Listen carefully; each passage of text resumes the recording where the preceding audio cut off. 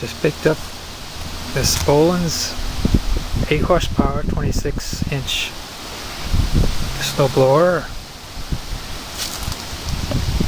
It was kept under a tarp outside for the last year and a half.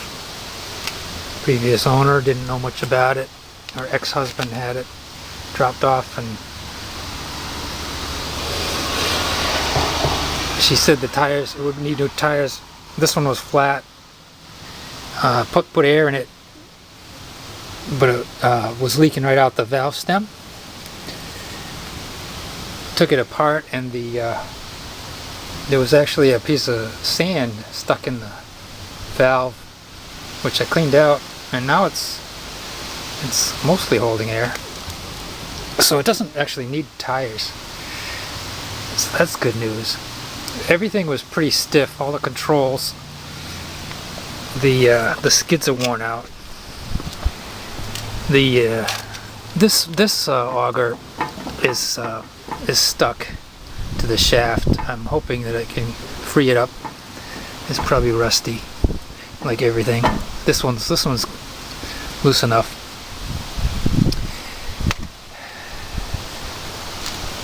It does have electric start. It's very heavy duty, so I think it's worth the $30 I paid for it.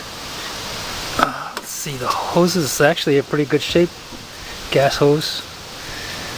Yeah, I have to go through it all. I think it needs a bushing for the one of the wheels on the axle. It's got this was in Providence. It looks like originally bought in Providence, Rhode Island.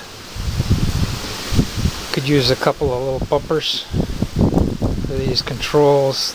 And like I said, this hardly moves. Let's see, this has trouble. This is really stiff. It's going to need some cleaning and grease. And let's see what else. Oh yeah, it's got this little winky-dink wire on this control. It's supposed to be a spring, so I'll get a spring for that. It's similar to this one. So I think it's going to be worthwhile. I think it's probably around 1990. We'll see what happens. It does turn over, and stay.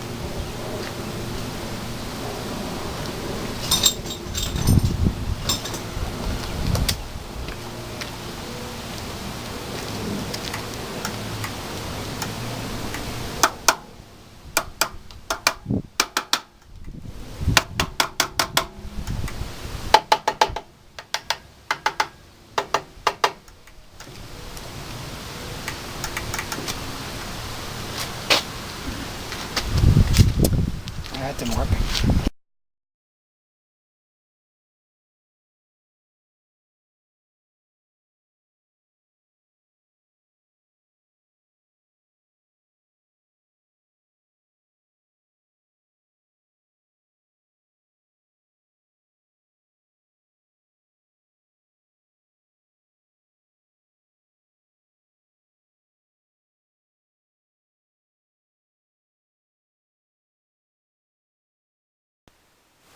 And the transmission, the differential, wouldn't move at all.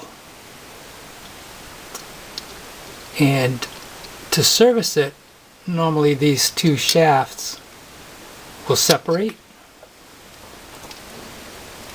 by removing this pin. Unfortunately, inside here it's all rusted, and I wasn't able to separate these two shafts. But by removing this pin over here, I was able to slide the whole assembly, the axle and everything, to the left enough to get the differential apart. So I'm just going to service it in place, basically. Also, I noticed that the bearing on this is loose in its holder. So I'm going to tighten that up. Maybe I'll need a spacer or something.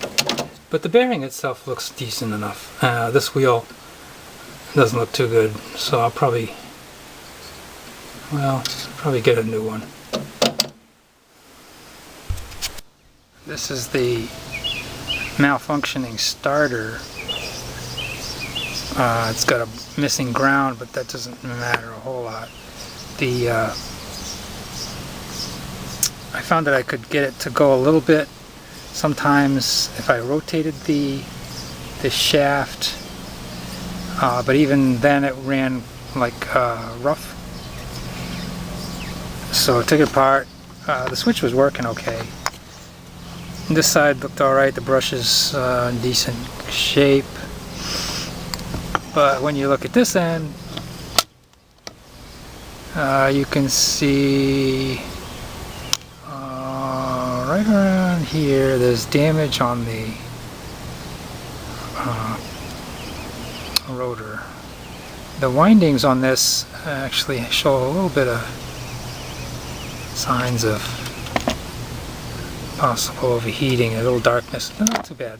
But this, the stator, shows definite signs of overheating, the burning of the insulation on the copper wires. So that's the problem. It's been overheated because it was run for too long, and they're only good for intermittent use. So let me look for a used one if I can find one inexpensively. But the rope starter works fine, and you don't really need one of these electric starters. It might be possible. I mean, I did see a broken wire in there. I dug that out a little bit to see, but it might be possible to solder that if it was the only problem. Anyway, this is the drive engagement linkage. This is part of it. It's stuck on the shaft here. That was making it stiff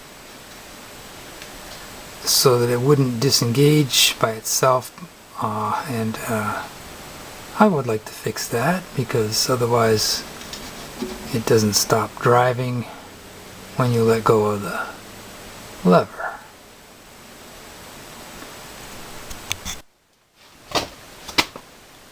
Almost done. I got this cleaned out, freed up, re-greased. So let's see, before it was stuck, so it would only turn with the axles, both wheels together. Now you got the differential action, and you can turn much more easily. It's a big improvement, considering that this is almost 300 pounds of machinery. So that's a nice thing to have working, the differential. The bearing, I tightened up the bracket, so this doesn't have a play anymore. It doesn't move at all.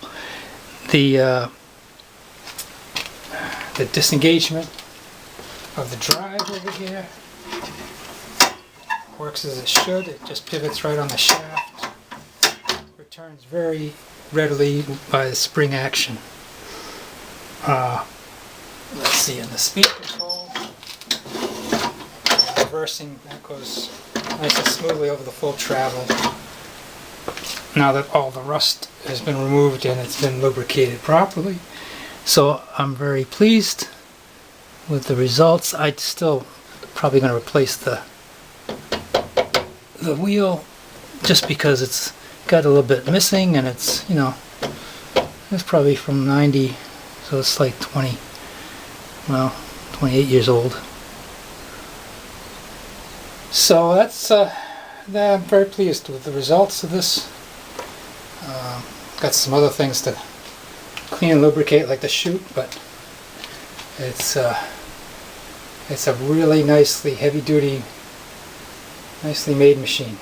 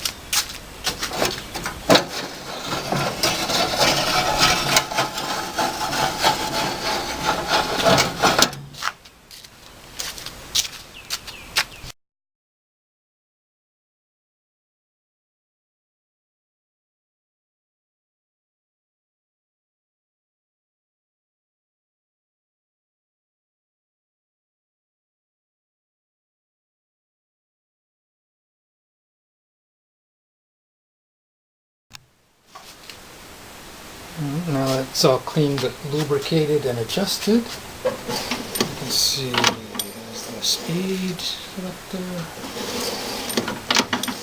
Nice and smooth. And that's the drive.